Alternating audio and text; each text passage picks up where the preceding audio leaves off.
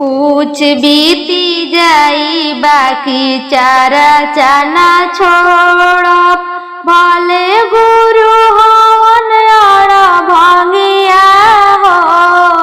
कुछ बीती जाई बाकी चारा चाना छोड़ भले गुरु हवन और भंगिया हो।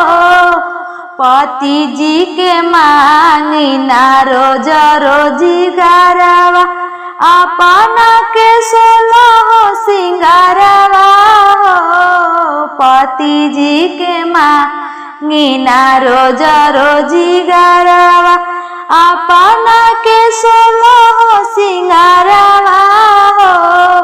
पुताओ के मांगी ना रोज रोजगारवा पतोहिया के सोलह सिंगारवा हो।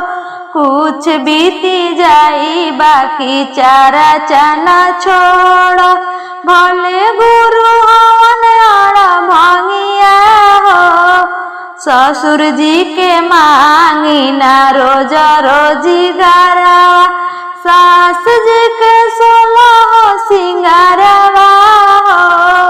भसुर जी के मांगी ना रोज रोजगारवा गोतिनिया के सोलह सिंगारवा हो। कुछ बीती जाई बाकी चारा चाना छोड़ भले गुरु हवन और भंगिया हो। कुछ बीती जाई बाकी चारा चाना छोड़ भले गुरु